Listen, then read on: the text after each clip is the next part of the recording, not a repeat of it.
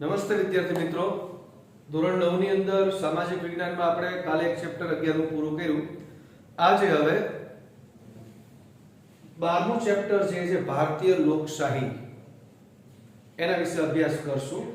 પહેલા તો લોકશાહી એટલે શું આપણે પાઠ 9 ની અંદર 8 ની અંદર આપણે જોઈ ગયા છીએ કે લોકશાહી શબ્દનો અર્થ શું થાય. મૂળ જે ડેમોક્રેસી ઇંગ્લિશની અંદર આપણે એમ કહીએ છીએ મૂળ ગ્રીક ભાષા જે છે એ ગ્રીક ભાષા ઉપરથી આ શબ્દ જે છે ઉતરી આવ્યો છે ડેમોક્રેસી. ડેમોસ એટલે લોકો અને ક્રાટોસ એટલે સત્તા, એટલે કે લોકોની સત્તા. એક બીજું પણ મેં તમને એ વખતે કીધું હતું કે અબ્રાહમ લિંકન જે છે એણે એના માટેની એક ડેફિનેશન જે છે એટલે કે વ્યાખ્યા આપી હતી કે લોકશાહી કોને કહેવાય, કે લોકોની, લોકો માટે અને લોકો દ્વારા ચાલતી સરકાર, એટલે કે લોકો વડે ચલાવવામાં આવતી સરકાર કે જેને આપણે લોકશાહી તરીકે ઓળખીએ છીએ, કે જેમાં તમામ રીતે ચૂંટવાની સત્તા જે છે, પ્રતિનિધિ પોતાને ચૂંટવાની સત્તા જે છે એ લોકો પાસે હોય છે. કોઈ પણ આપખુદ કે સરમુખત્યારશાહી કે પોતાની મનસ્વીપણ રીતે જે છે સરકાર વર્તી શકતી નથી. એટલા માટે આપણે એને લોકશાહી તરીકે ઓળખવામાં આવે છે. અને એમાંય વિશ્વની સૌથી મોટામાં મોટી લોકશાહી ધરાવતો આપણો ભારત દેશ છે. વિશ્વમાં સૌથી વધારે મતદારો જે છે એ આપણા ભારત દેશની અંદર છે. આપણી 121 કરોડની 2011 ની વસ્તી ગણતરી પ્રમાણે આપણી કુલ વસ્તી જે છે 121 કરોડની છે. હવે એની સામે આપણી 100 કરોડની આજુબાજુ મતદાતાઓ છે. એ 100 કરોડની આજુબાજુ મતદાતાઓની અંદર 60 કરોડથી પણ વધારે જે છે તે એ યુવા મતદારો છે, કે જે યંગ છે, 18 થી લઈ અને 40 વર્ષ સુધીના છે.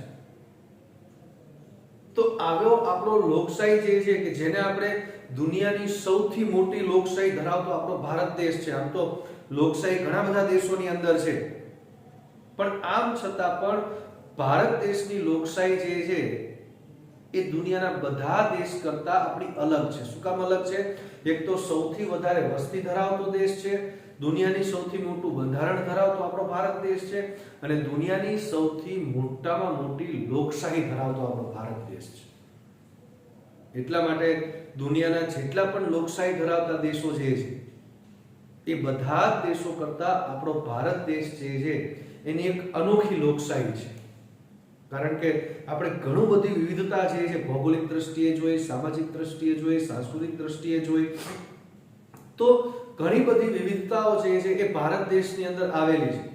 અને આમ છતાં મજબૂત અડગ લોકશાહી જે છે આપણે એને ટકાવી રાખી છે. એમના ભારત દેશ 1947 ની અંદર આઝાદ થયો અને કાલે એક આપણું રાષ્ટ્રીય પર્વ આવશે 26 જાન્યુઆરી 1950 ની અંદર જ્યારે આપણું બંધારણ અમલમાં આવ્યું ત્યારથી લઈ અને અત્યાર સુધી આપણે 26મી જાન્યુઆરીને પ્રજાસત્તાક દિન તરીકે આપણે ઉજવીએ છીએ, ગણતંત્ર દિવસ તરીકે એની ઉજવણી કરીએ છીએ દર વર્ષે.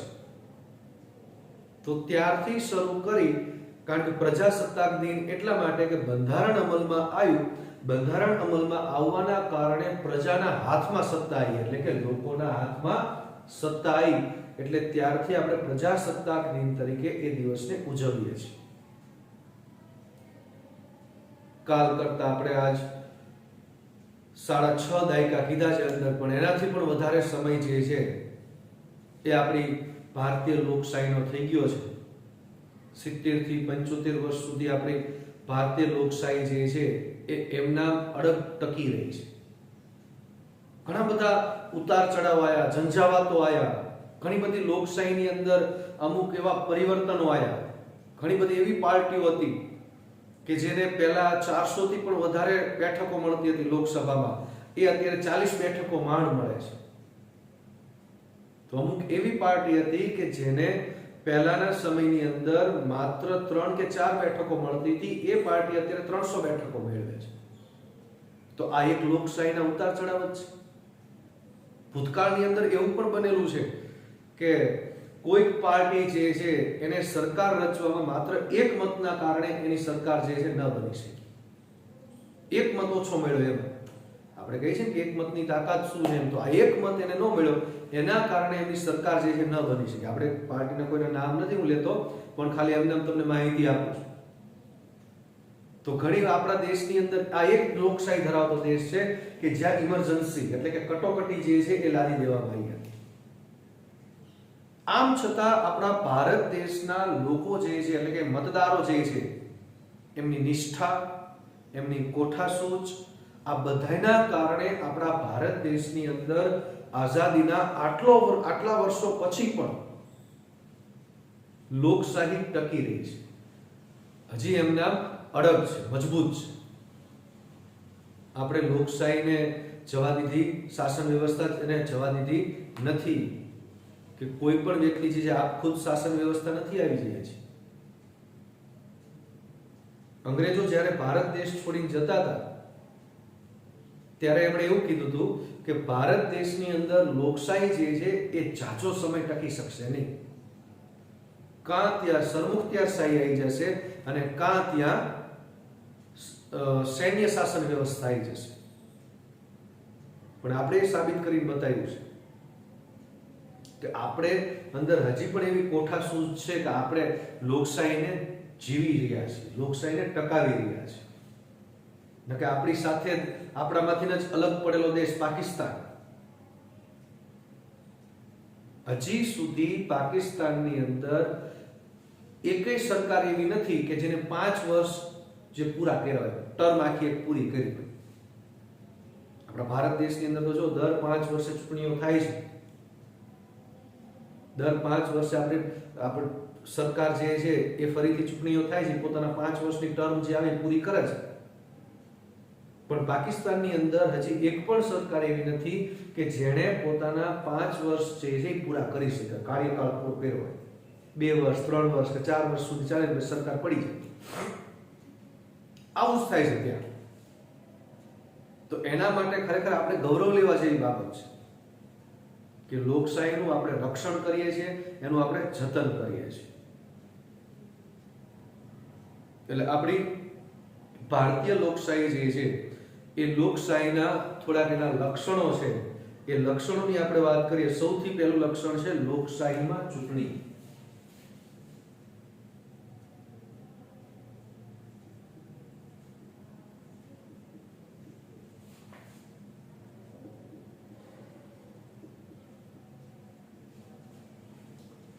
લોકશાહીમાં ચૂંટણી આ એનું પહેલું લક્ષણ છે. હવે જેમ મેં તમને હમણે કીધું એમ કે વિશ્વના અનેક દેશોની અંદર લોકશાહી શાસન વ્યવસ્થા છે, પણ આમ છતાં એ બધા કરતા આપણા ભારત દેશની શાસન વ્યવસ્થા જે છે એ ખૂબ જ અલગ પડે છે.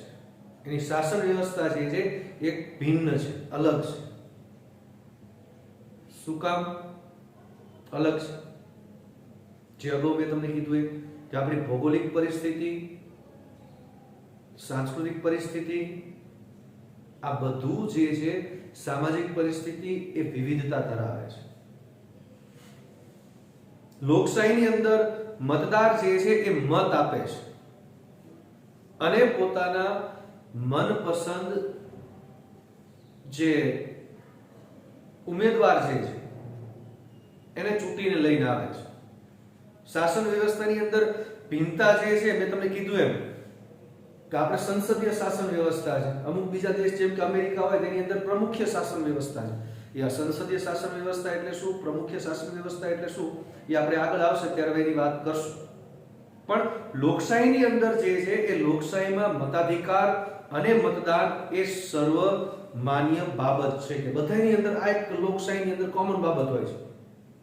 મતાધિકાર અને મતદાન કે જે તે દેશનો જે નાગરિક હોય એને મત આપવાનો અધિકાર આપવામાં આવેલો છે. એટલા માટે જ કીધું છે કે મતદાન જે છે એ મતદાર ચૂંટણી વખતે પોતાનો મત આપી અને લોકશાહીને જીવંત રાખવાનું કાર્ય કરે છે. જો મતદાન કરવામાં ન આવતું હોય તો લોકશાહી જે છે એ લોકશાહીની કોઈ અર્થ રહેતો નથી, કોઈ મહત્વ રહેતું નથી. કારણ કે મતદાર જ્યારે ચૂંટણીની અંદર મત આપે ત્યારે જ લોકશાહી જે છે જીવંત રહી શકે છે. એટલે આપણે જાણીએ છીએ કે આપણા દેશની અંદર જેમ મેં તમને કીધું કે સંસદીય લોકશાહી છે અને સંસદ જે છે એ લોકોનું સીધું પ્રતિનિધિત્વ કરે છે. લોકોનું સીધું પ્રતિનિધિત્વ જે છે એ સંસદ કરે છે. એટલે સંસદ એ આપણી રાષ્ટ્રીય સંસ્થા છે. એની સાથે સાથે સંસદ લોકશાહીનું મંદિર પણ છે. સંસદને લોકશાહીના મંદિર તરીકે ઓળખવામાં આવે છે. સંસદની અંદર જે સંઘની સંસદ હોય, સંઘની સંસદ એટલે આપણી કેન્દ્ર સરકાર ઉપરના લેવલે, કે જે કેન્દ્ર સરકારની સંસદ જે છે એની અંદર રાષ્ટ્રપ્રમુખ, ઉપરાષ્ટ્રપ્રમુખ, લોકસભા, રાજ્યસભા આ બધાનો સમાવેશ જે છે એ કરવામાં આવે છે. અને એમાં આપણે આ બધી વાત જે છે આપણે અગાઉનું પ્રકરણ જોયું સરકારના અંગો 10મું જોયું આપણે એની અંદર, તો એમાં બધું આપણે શીખી ગયા છીએ બધું, બરાબર. સરકારના અંગોની અંદર કે કોનો કોનો સંસદની અંદર સમાવેશ કરવામાં આવે છે બધી વસ્તુનો. સંસદની અંદર જે ઉપલું ગૃહ હોય છે એને આપણે રાજ્યસભા તરીકે ઓળખીએ છીએ, જ્યારે નીચલું ગૃહ હોય છે એને આપણે શું કહીએ છીએ? લોકસભા. સંસદનું જે ઉપલું ગૃહ છે એને આપણે રાજ્યસભા તરીકે ઓળખીએ છીએ અને સંસદનું નીચલું ગૃહ જે છે એને આપણે લોકસભા તરીકે ઓળખીએ છીએ. એટલે આવા બે ગૃહ હોય છે સંસદના. તો રાજ્યની જે વિધાનસભા હોય એ રાજ્યની વિધાનસભાની અંદર એમાં પણ બે ગૃહો હોય, પણ જરૂરી નથી દરેક રાજ્યની અંદર બે જ ગૃહ હોય. મોટા ભાગના રાજ્ય જે છે એની અંદર એક જ ગૃહ છે, વિધાનસભા રાજ્ય. પણ અમુક અમુક એવા રાજ્ય છે જેમ કે મેં તમને અગાઉ વાત કરી છે, ઉત્તર પ્રદેશ છે, મહારાષ્ટ્ર છે, કર્ણાટક છે, તમિલનાડુ છે, કે તેલંગાણા છે, આંધ્રપ્રદેશ છે, આ બધાની અંદર બે ગૃહ છે. એક છે વિધાન પરિષદ ને વિધાનસભા. આપણા ગુજરાતની અંદર ફક્ત એક જ છે વિધાનસભા. એટલે ઘણા બધા કેટલાક રાજ્યની અંદર વિધાન પરિષદ જે છે એ પણ કાર્યરત હોય છે. એટલે રાજ્યસભા, લોકસભા, વિધાનસભા, વિધાન પરિષદ આ બધાની અંદર ચૂંટણી થાય તો એની અંદર કેન્દ્ર જે છે, કેન્દ્રમાં કોણ હોય છે? મતદાર. મતદાર એટલે કોણ? મત આપનાર આપણે, ભારતના નાગરિકો. ફક્ત ત્યાં જ નહીં પણ જે સ્થાનિક સ્વરાજ્યની સંસ્થાઓ છે, સ્થાનિક સ્વરાજ્યની સંસ્થાઓ કઈ છે આ પણ આપણે ભણી ગયા છે. સ્થાનિક સ્વરાજ્યની સંસ્થાઓ 10મા પાઠની અંદર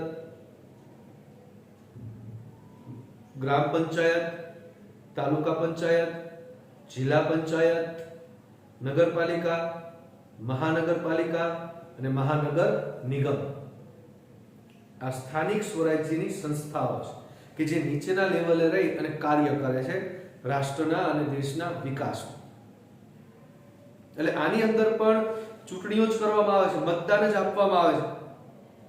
એટલે ખરેખર જોવા જાવ તો ચૂંટણી જે છે એ લોકશાહીને ચરિતાર્થ કરે છે. એટલે કે સાચા અર્થની અંદર લોકશાહી જે છે એ ચૂંટણીના કારણે જ આપણને ખ્યાલ આવે છે. બાકી જે સરમુખત્યારશાહી હોય ત્યાં ચૂંટણી કરવામાં આવતી નથી. ત્યાર પછીની વાત કરીએ લોકશાહી અને મતદાર. બીજું લક્ષણ છે એનું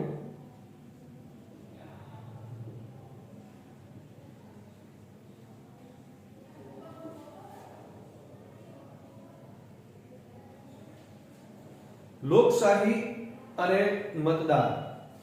લોકશાહીની અંદર મતદાર જે છે એ ખૂબ જ મહત્વ ધરાવે છે. મતદાર એટલે કોણ? દેશના નાગરિકો.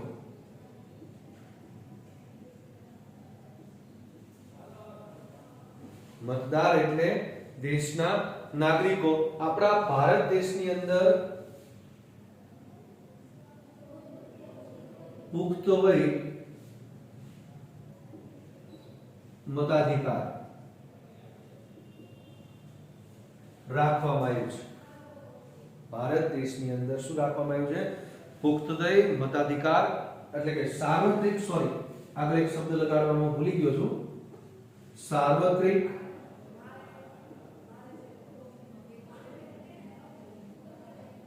પુખ્તવય મતાધિકાર.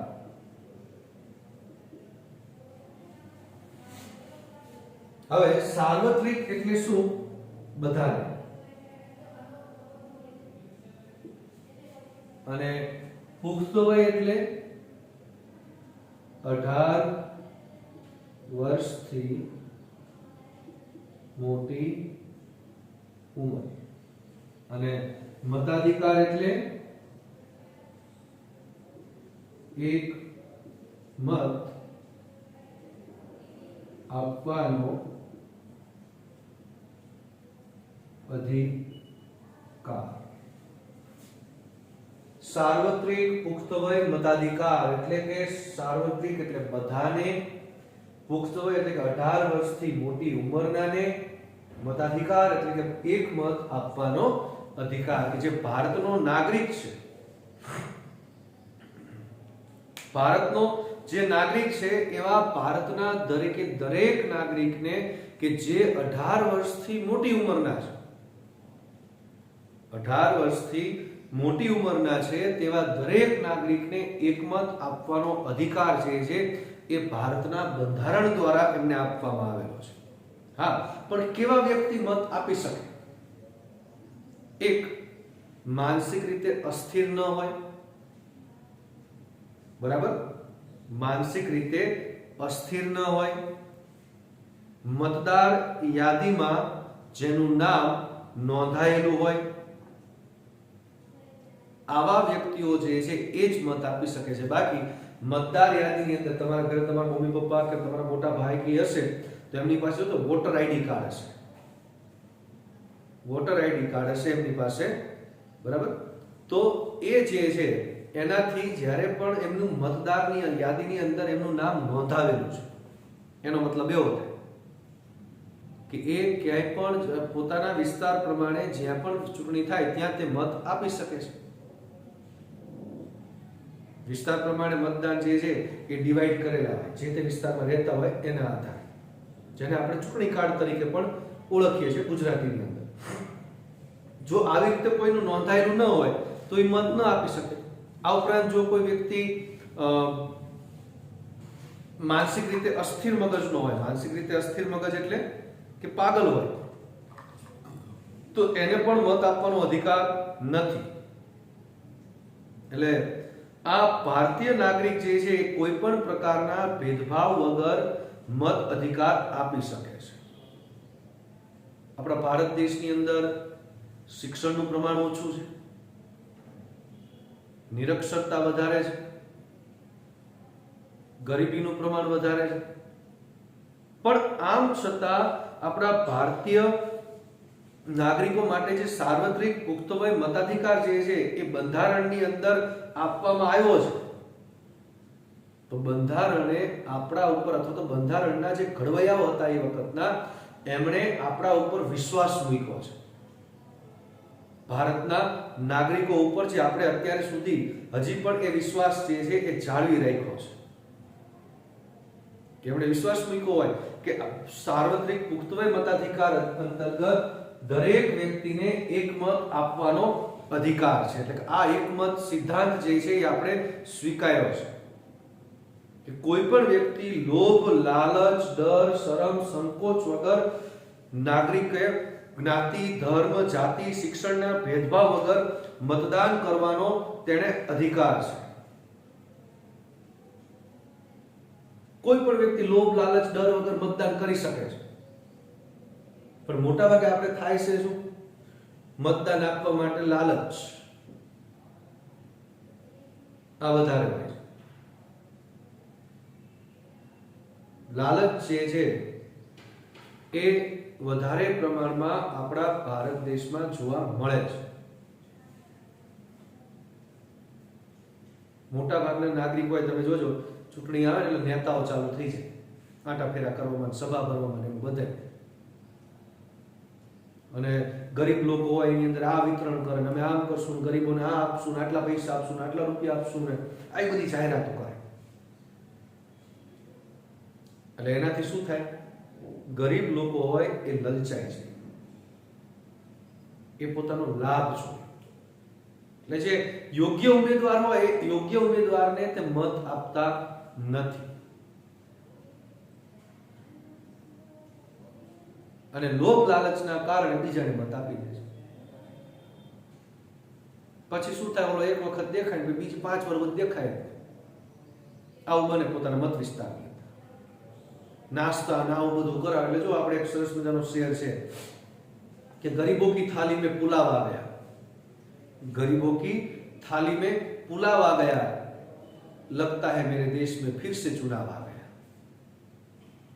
કે ગરીબોને એ વખતે સારું સારું ખાવાનું આ બધું મળે, આ પાર્ટી વાળા હોય ને એ બધું આપી આવે, પૈસા આપે, સારું ખાવાનું આપે, સારું કપડા ને એવું બધું આપે, લલચાવે, લોભ લાલચ આપે કે જેથી કરી મત એમને આપે. એટલે બાકી તો ગરીબી પછી 5 વર્ષ જે છે એમના ગરીબીમાં જ કાઢવાના છે.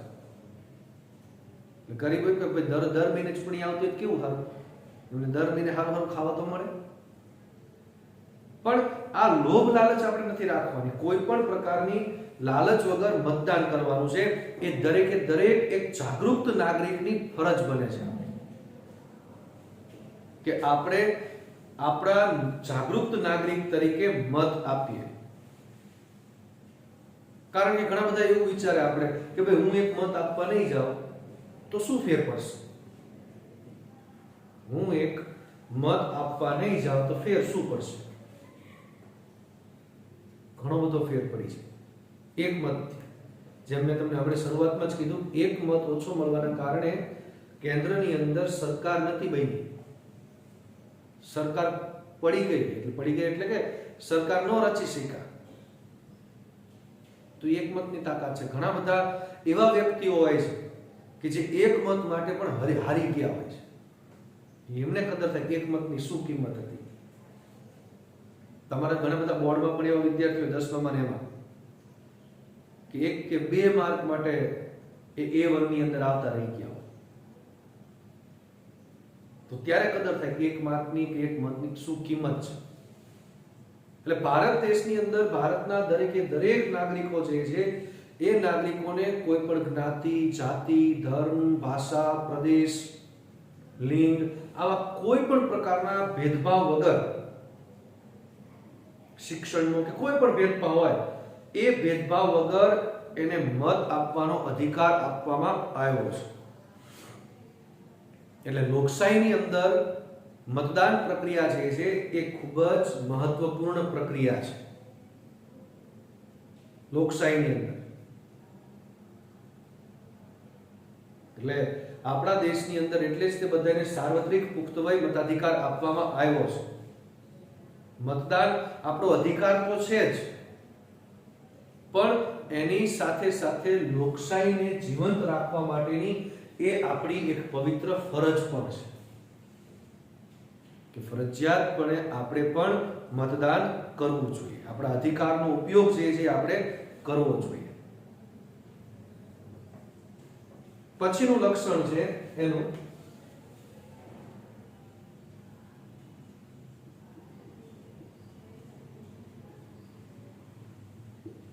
લોકશાહીનો આધાર સ્તંભ ચૂંટણી.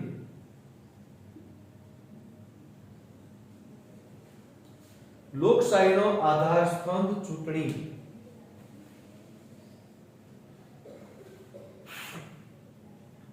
લોકશાહીનો આધાર સ્તંભ એટલે ચૂંટણી. એટલા માટે એને કહેવામાં આવે છે કારણ કે લોકશાહીની અંદર ચૂંટણી વગર લોકશાહી જે છે નકામી. મતદાર એ નકામો છે. ચૂંટણી ન થાય તો મત નો આપે તો લોકશાહી નો મળે. એટલે લોકશાહીમાં એનો આધાર સ્તંભ, આપણે આધાર સ્તંભ કઈ રીતે, જેના ઉપર બધું ટકેલું હોય એને આધાર સ્તંભ કહેવામાં આવે. આપણી ઉપરની છત છે તેના ઉપર એની આધાર સ્તંભ કોણ ગણાય? દિવાલો ગણાય, કારણ કે દિવાલ ઉપર છત ટકેલી છે. દિવાલો અહીંયા તોડી નાખવામાં આવે, છત ઉપર રહેશે એમને નો રહે.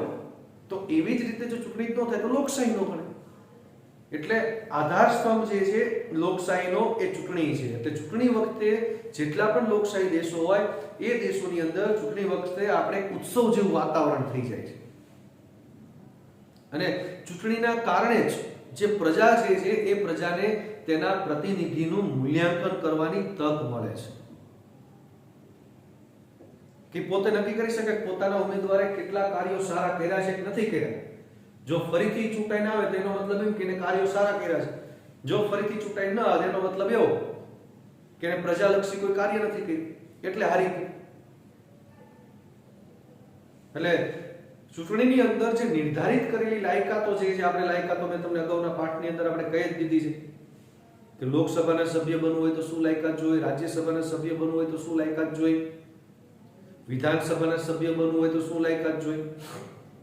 એટલે જે પણ કોઈ યોગ્ય લાયકાત ધરાવતી વ્યક્તિ જે છે એ વ્યક્તિ લોકશાહીની અંદર ચૂંટણી લડવાનો અધિકાર ધરાવે છે. અને ચૂંટણી કોણ લડે?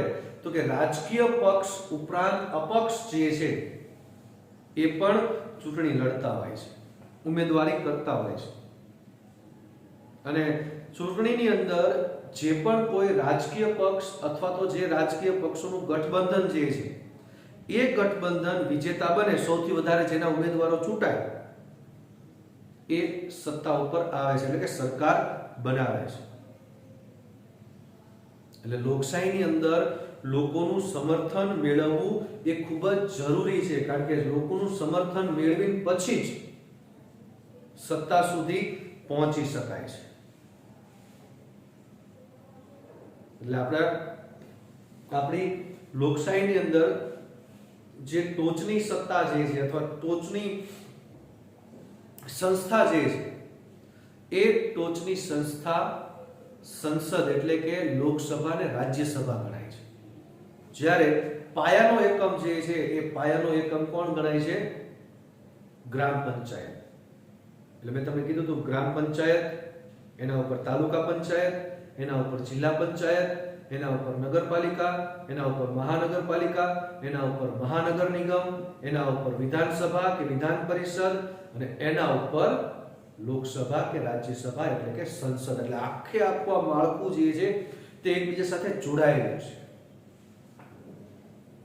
જેમ આપણે ન્યાયતંત્રની અંદર જોયું હતું એમ કે વિશિષ્ટ અદાલત, તાલુકા અદાલત, જિલ્લા અદાલત, વડી અદાલત અને સર્વોચ્ચ અદાલત, તો આ આખે આખું એકબીજા સાથે જોડાયેલી છે. એટલે આવી સ્થાનિક સ્વરાજ્યની સંસ્થાઓ જે છે એમાં પણ ચૂંટણી થાય છે. અહીંયા પણ લોકો જે છે એમણે જે સંસ્થાની અંદર જે પણ કઈ ઉમેદવારો ઊભા રહે એમણે લોકોના મત વડે જ વિજેતા બનવું પડે છે. નાના શહેરો હોય તો નગરપાલિકા છે, મોટા શહેરો હોય તો મહાનગરપાલિકાઓ છે કે એમાં પણ ચૂંટણી થાય છે. એટલે ચૂંટણી એ લોકશાહીને જીવંત અને ધબકતી રાખે છે એવું આપણે કહી શકીએ. જે શરૂઆતમાં જ આપણે કીધું હતું કે ચૂંટણી વગર લોકશાહી જે છે શક્ય નથી. અને એમાંય ખાસ કરીને રાજકીય પક્ષો અને જે ઉમેદવારો હોય છે ચૂંટણીની અંદર, એ ઉમેદવારો માટે ચૂંટણી એ તો ખૂબ જ મહત્વનું હોય છે. શું કામ? કે ચૂંટણી જે છે એ લોકશાહીની પારાશીસી ગણાય છે. ત્યારે જ લોકશાહી સંભવ ગણાય કે જ્યારે લોકશાહીની ચૂંટણી જે છે એ થતી હોય અને પણ એકદમ પારદર્શક રીતે. ઉમેદવારો જે છે એ ઉમેદવારો માટે ચૂંટણી મહત્વની એટલા માટે હોય છે કે તેમના ભાવિનું ફેસલો જે છે એ ચૂંટણી દ્વારા નક્કી થાય છે. અને ચૂંટણી મતદારોને પોતાના જે ઉમેદવારો હોય એ ઉમેદવારોનું મૂલ્યાંકન કરવાની તક આપે છે. નવી રાજકીય વ્યવસ્થા સર્જે છે, નવા રાજકીય વમળો જે છે એ સર્જે છે. કારણ કે માની લો કે અત્યારે કોઈ બીજા પક્ષની સરકાર છે તો ચૂંટણી થાય તો કોઈ બીજા પક્ષની સરકાર આવે તો નવા રાજકીય વમળ સર્જાય. જે પક્ષની સરકાર હોય એ પક્ષની સરકાર ન પણ તો આ નવી આખી વ્યવસ્થા ઊભી થઈ. એટલે આમ ચૂંટણી જે છે એક આખું આવું એક અલગ જ પ્રકારનું દેશમાં સામાજિક અને આર્થિક વાતાવરણ જે છે એનો પણ આપણને ખ્યાલ આવે છે ચૂંટણી દ્વારા જ. કે કોઈ પણ દેશની અંદર એનું આર્થિક વાતાવરણ કેવું છે, સામાજિક વાતાવરણ કેવું છે. કારણ કે મોટા ભાગના આપણા ભારત દેશની અંદર તો જ્ઞાતિ આધારિત જ ચૂંટણી થઈ જાય છે કે જે જ્ઞાતિનાનું વધારે બહુમાન હોય એ જ્ઞાતિનાને વધારે ટિકિટ આપવામાં આવે અને એ ચૂંટાઈને આવે. એટલે ચૂંટણીની અંદર જે ઉમેદવારો હોય પક્ષના, એ પક્ષના ઉમેદવારો સિવાય અપક્ષ જે છે એ પણ ચૂંટણી લડતા હોય છે, અથવા તો ગઠબંધન દ્વારા પણ ચૂંટણી જે છે એ લડવામાં આવતી હોય છે. અને એમાં આપણી જે સંસદીય લોકશાહી હોય તો સંસદીય લોકશાહીમાં જે રાજકીય પક્ષના ઉમેદવારોની વધારે સંખ્યામાં ચૂંટાઈને આવે અથવા તો ગઠબંધનના આધારે વધારે પ્રમાણમાં જે ઉમેદવારો ચૂંટાઈને આવ્યા હોય એ સભ્યોનો સમૂહ સત્તા ઉપર આવે છે અને સરકાર રચે છે. એટલે લોકશાહીમાં લોકોનું સમર્થન જ ચૂંટણી દ્વારા જાણી શકાય છે. જો લોકોનું સમર્થન ન હોય તો એ આપણે જાણી શકાતું નથી કે કોણે કેટલા વધારે પ્રમાણમાં મત મળ્યા છે. એટલે લોકોના સમર્થન દ્વારા જ સત્તા મેળવવામાં છે અને સત્તા ટકાવી રાખે છે. એટલે એક રીતે આપણે કહી શકીએ કે ચૂંટણી જે છે એ લોકશાહીના પ્રાણ છે. એટલે પ્રાણ જેટલા પારદર્શક હોય, જેટલી સ્પષ્ટ રીતે ચૂંટણી થતી હોય એ ખૂબ જ મહત્વનું છે, ખૂબ જ જરૂરી છે. બરાબર. આજે આપણે આટલું રાખીએ છીએ. અસ્તુ.